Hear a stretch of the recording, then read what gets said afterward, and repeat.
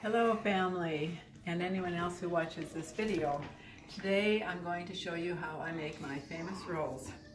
The first thing that I do is I take a quarter cup of hot water and I just heat it up I let it run so that this is very, very hot water. And I'm going to put this hot water now in this bowl right here. And I'm going to quickly take 1 tablespoon of sugar and put a tablespoon of sugar in with this bowl. And then I'm going to get I forgot to get my yeast out.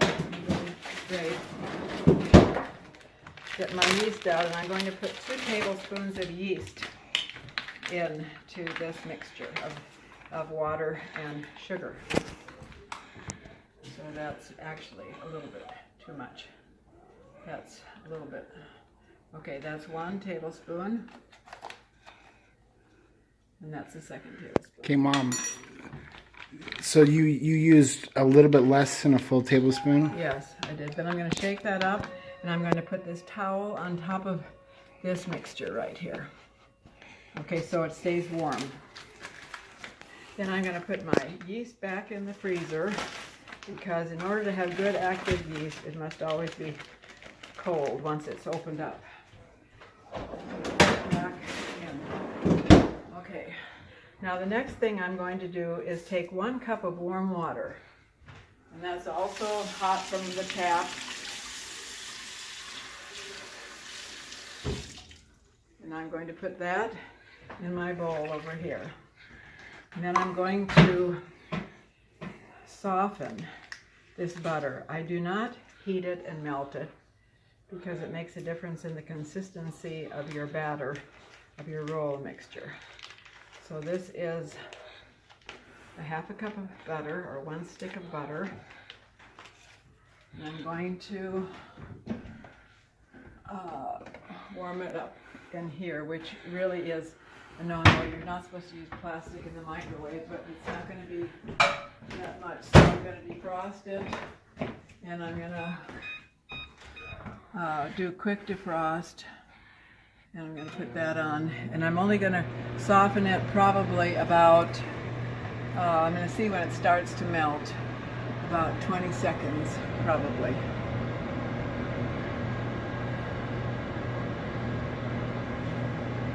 Now it's breaking down now.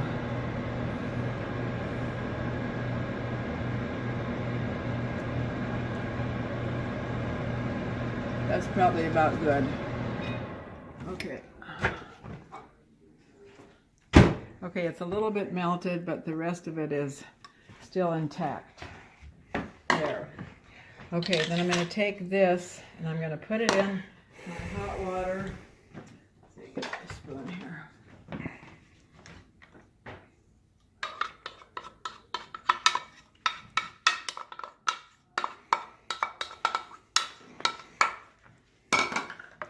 Kind of stir it a little bit and let the rest of it melt, get soft in there.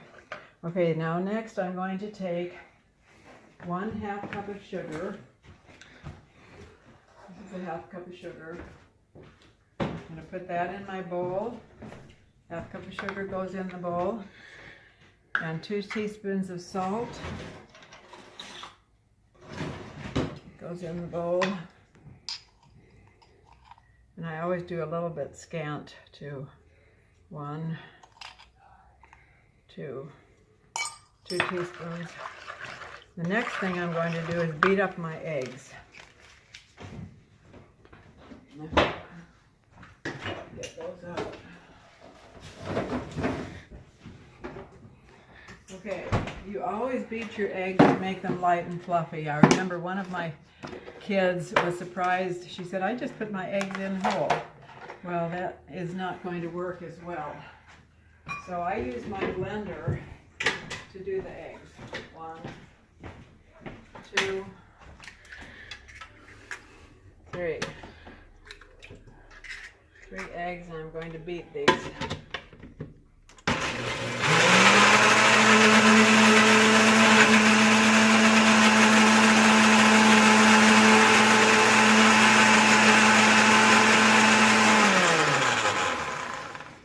Okay, that's it. And I'm going to put those beaten eggs in this mixture now. And get as much out as I possibly can so I don't waste the eggs.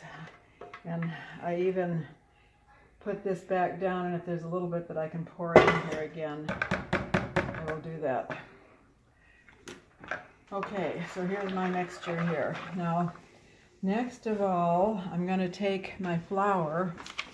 I'm not going to take my flour. I put my eggs in here, right? The eggs are in there. So I'm going to take my yeast next. I'm going to see how it is. Okay, the yeast is here. It has risen. So I'm going to put this in here. So now you've got all your ingredients except for your flour in this bowl.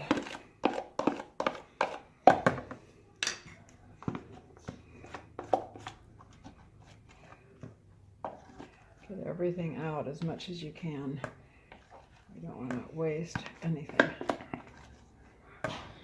Okay, now then I always pour the little bit of egg mixture that goes down to the bottom to get that out too. Okay, next, and I want to put this in my, put water in there, and this as well, I guess. Okay, the next thing I am going to do is put my flour into this mixture.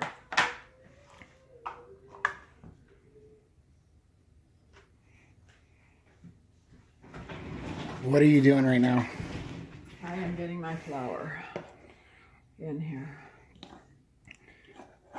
Okay, that's 1 cup. 1 cup. Whoops. So do you pack it in there with your knife? No. You 2. just use it to level it off. Yeah. 3.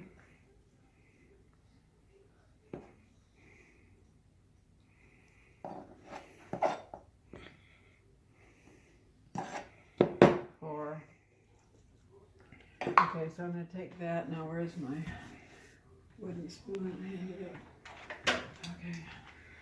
So there's only 4 in there, but you need 4.5. 4.5, right.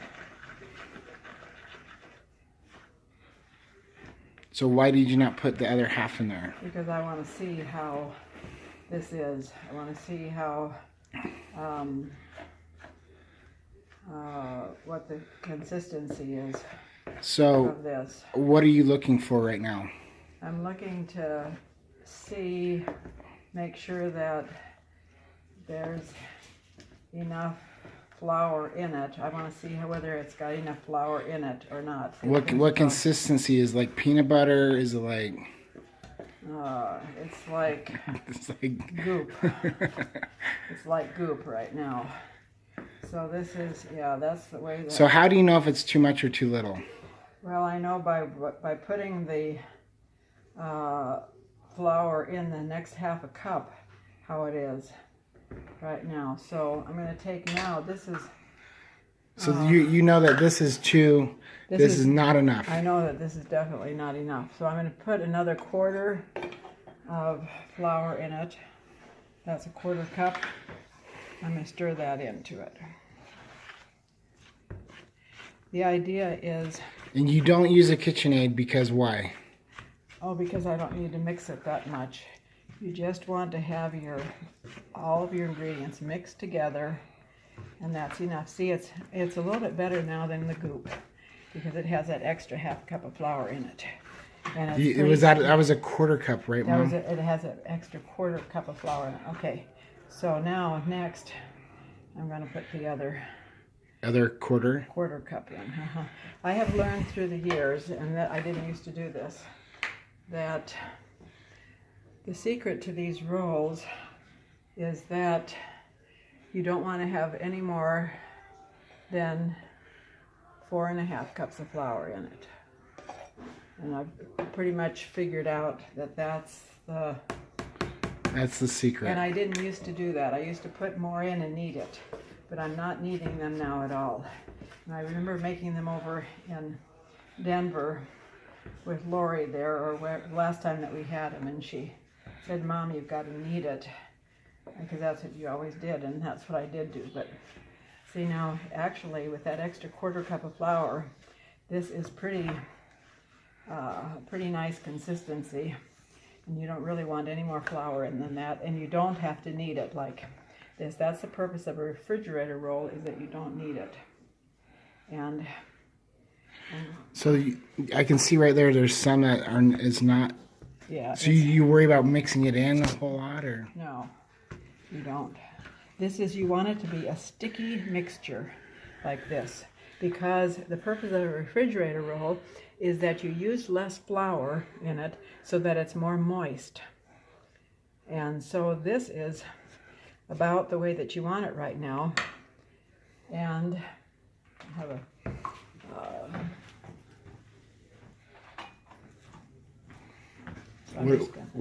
So you're just getting the stuff off the sides, right, just so you don't waste it.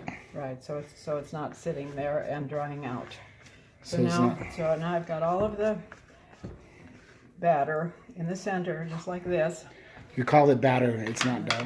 Well, dough. I'll get Okay. the dough together, yeah. And then now I'm going to take a towel, and I'm going to wet the towel.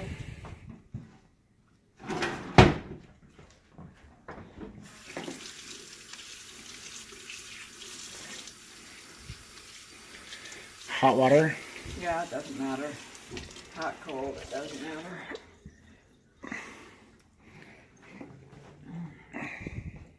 And I'm going to put this over it like that. So that, and now I'm going to place it in the refrigerator. And tomorrow morning, it will have risen to the top of the bowl. And that's when I form the rolls. Okay? So that's all there is to mixing it. It's very, very simple. And I used to make more of a big deal. I used to knead it and everything. But I don't know, I don't do that anymore. And I find that they're just as good. Okay, we will stay tuned for the next chapter of this adventure. Hello. Today we're going to do the second half of making Vonnie's famous rolls. Okay, yesterday, you'll recall, we put our batter in the refrigerator, our dough in the refrigerator, covered up. This morning now, whenever you're ready, you want to probably get this dough ready about 6 hours before you want to bake them. And we are at a disadvantage today because we probably have to bake them sooner, because we're not going to eat for 9 or 10 hours. So you're going to divide this dough in half when you have one recipe. And this is only one recipe. If you're doing more recipes, which I do usually do 3 recipes and put it in a big bowl, then you can divide it into 4 parts. Okay, then I have a pastry mat here that I like to use because it doesn't get your counter all full of flour. And you're going to generously flour. I just washed my hands. You're going to generously flour this pastry mat. Then I just cut this in half. You're going to take some dough, a piece of dough, and you're going to flour it like this, so that flour is on both sides, because when you roll it out, you've got to have flour on it, or your rolling pin is going to stick to it. So now you're just going to roll it out.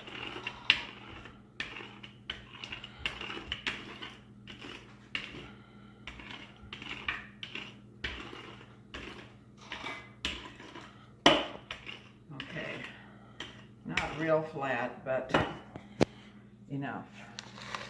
And you've kind of got a flour on both sides.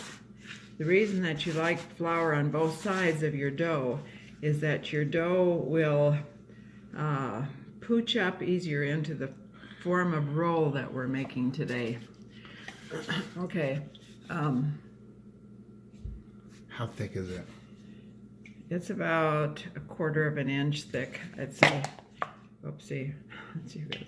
Now, through the years I've made these rolls, and I generally have always in the past taken butter and buttered my pan with butter like this. However, today with cooking spray and oils that you have, you can use anything to grease it, as long as you have a pan that's greased. I guess I like the butter because that's what I've always used, but you don't have to. You can use, I sometimes have used the cooking spray as well. You want to get up along your sides because your rolls are going to rise. Okay, next step is to take your clean hands and just butter quite generously the roll. Now, if your butter isn't soft, I always soften mine at night. If your butter isn't soft, I have been known to put pieces of butter. You take a cube of butter and you just cut it up and put it on there too. That's fine. Now, you kind of form this into a pie plate, a round piece of batter. And now I'm going to roll it up and then cut it.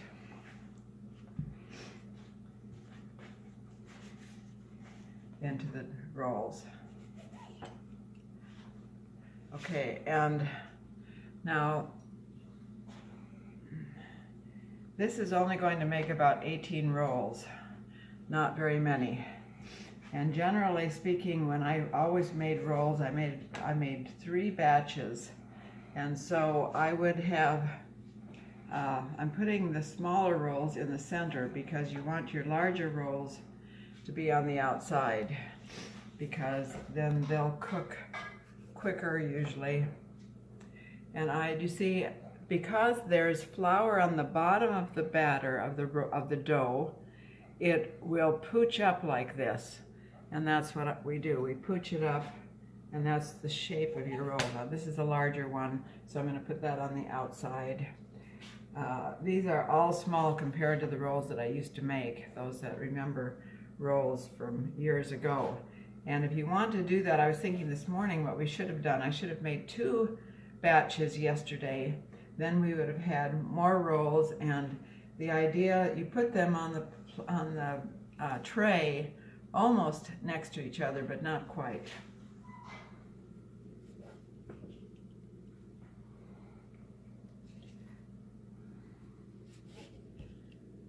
So do you see how I make it kind of into a floret? A little floret. Do that slow. You take your fingers and you pooch it up like that. But this is not the true way of making rolls. You can do them however well you want to, whatever you like. Okay, now I'm ready for the second. The idea with putting them on a sheet is so that the rolls will rise and sort of be together, so that you have a nice higher roll. Now, actually, I could have with this done another batch and then put them closer and they would be higher. These will not be really real high. If you want to have a very high roll and do a large pan like this, I'm going to take a little more flour here. You need to do 2 recipes. But seeing as we're only having for dinner today about 8 people, 2 children included, they're not going to be eating many rolls, so I didn't want to make one batch. Makes 18 small rolls. If you do 2 batches, you can have 30 nicer size rolls, larger.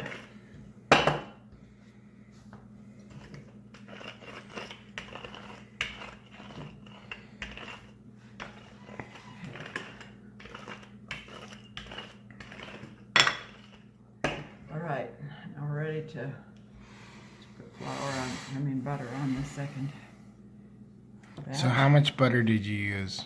Like together? This is one stick. So 1 whole stick. Uh-huh.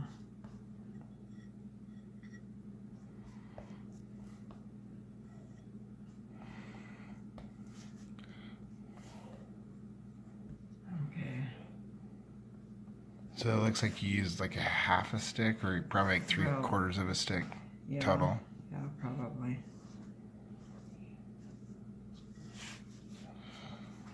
You did a kind of a technique where you kind of stretched it out a little bit, just barely. Yeah, uh-huh, right.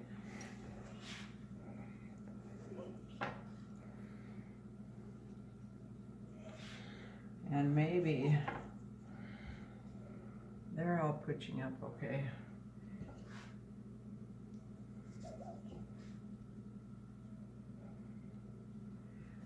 But if those remember my rolls from years ago, I suppose that they're all, they were larger than this because I made several batches, and then when I have more dough to work with, I will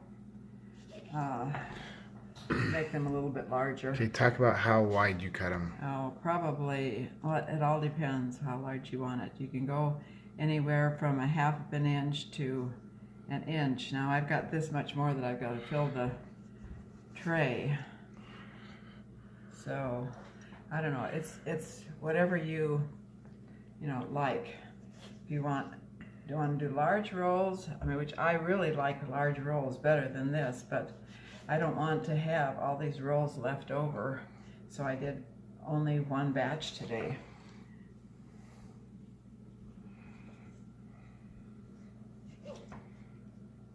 So it's however you choose. Now this may be...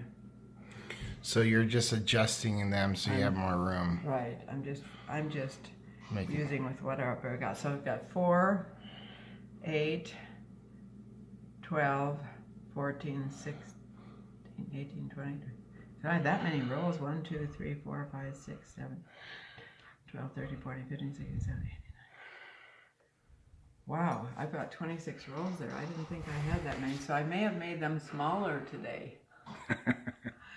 But we're going to be serving them on some a pork roast and use them for, but we're having a dinner with potato salad and pork roast and the rolls.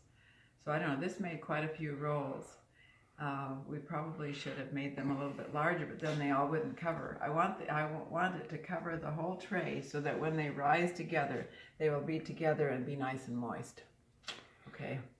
So wait, so let's just slow down for a second. Are you saying that you messed up, that you should have made them bigger? I could have made them a little bit bigger. And still fill the whole tray? Well, I don't know if I would have been able to fill the whole tray. So you didn't mess up. I guess not. The idea is that you fill the tray so that your rolls will come together and rise together and be moist. Okay. That way. So, okay. So now we're going to take these rolls, and it depends upon where you have them rise, how quickly they rise.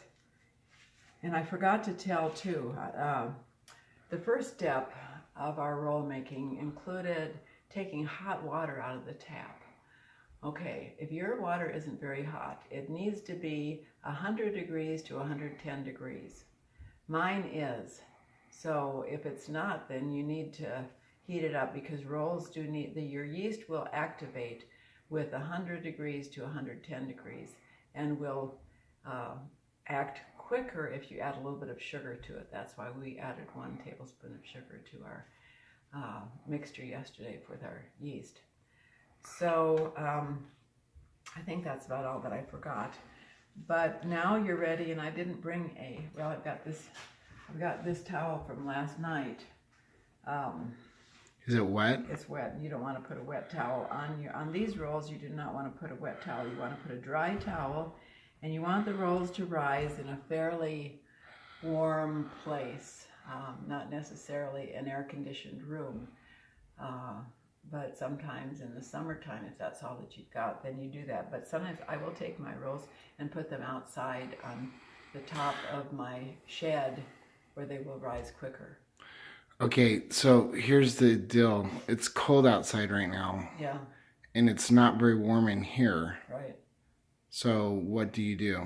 Well, this is probably good for today because we're not going to eat until 5 o'clock, and right now it's 8 o'clock. That's way too many hours to raise your rolls. So 8, 9, 10, 11, 12, 1, 2, 3, 4, 5, that's 9 hours. So it's okay if it's in a cooler place because you're going to, if they get too light, then you want to bake them sooner or they'll fall. You know what I'm saying? If you got a hot day and they're just like in, say, 80-degree temperature in the house, they're going to rise quicker and they're going to be ready to be baked sooner. And you do take a chance of having them fall a little bit if you don't bake them soon enough. So how do you know when they're just right to cook? By the way that they look, and that's a matter of getting used to that, to know. When they rise twice the size that they are right now, you'll know that they can be cooked. And you bake them on 350 degrees for approximately 16 to 18 minutes. Okay. So, okay, I think that's all. That's it. Again, here we have our rolls that have been set on the counter since 8 o'clock this morning, and it's 3:30 now. So how many hours is that? 8, 9, 10, 11, 12, 1, 2, 3, 7.5 hours. Ta-da, that's the way they look.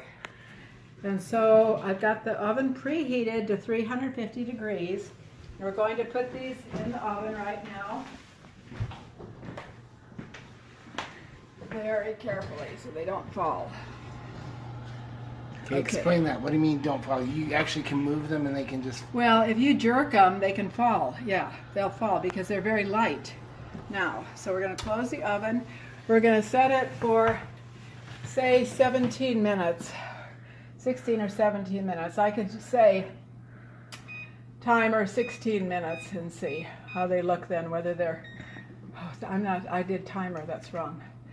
Stop that. Here. Well, no, it's only the timer that I'm doing, so that's right. 16, 0, 0, start. So that'll time them now. And we'll check them in 16 minutes and see if they're done or if we've got to give them a couple more minutes. 350 degrees. They will look done on the outside, but you've got to make sure that the inside of them in the center of the pan is totally baked. How do you tell that? Well, you pull them out and you kind of poke and see if they seem doughy or if they're ready. Some people like them really dark, or so that, like Jack, my husband, Grandpa likes them really dark. And then there's people like Amy and Lori that want them really cooked on the lighter side. So they need to be done though. If they're not done, they're going to be tasting doughy and you can't have that. Just right now they look like they are a little bit, look at, they're not done, totally dark in the middle. So we're going to put them in for another 2 minutes. So the middle ones need to look like these outside ones. And they're also, I can tell that they're not quite done.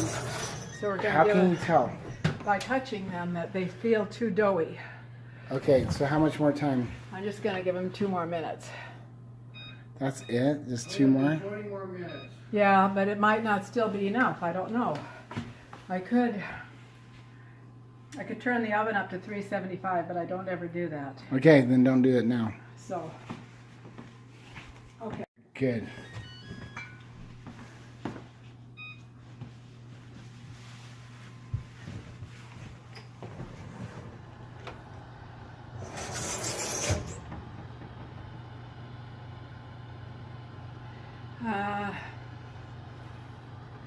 I think they're about done, but it's hard to know for sure. Are they going to continue to cook once you pull them out of there? No, they won't continue to cook. Because, I mean, the pan's still hot. There's still heat. I know. It's really hard sometimes to know. So let's do 1 more minute or 2 more minutes. The most that I ever cook them is 20 minutes. So we're at like 18 right now. We're 18 and a half now. we'll do this timer. 1, 2, 3, start. Let's see. And then that's it. We'll pull them out. See, they look nice and roasty toasty on the outside, and they're still a little bit not too done in the inside, but I think that they've probably got to be done now. So we will let them sit for a few minutes before we take one out.